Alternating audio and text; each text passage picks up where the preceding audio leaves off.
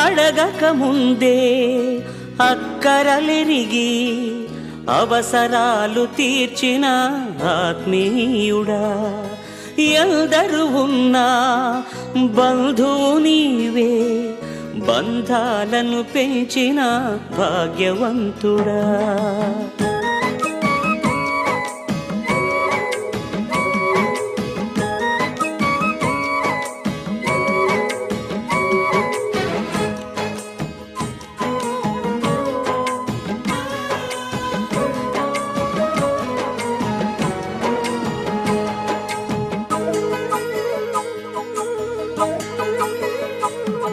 పదే పదే నేను పాడుకోనా ప్రతి చోట నీ మాట నా పాటగా, మరి మరి నేను చాటుకోనా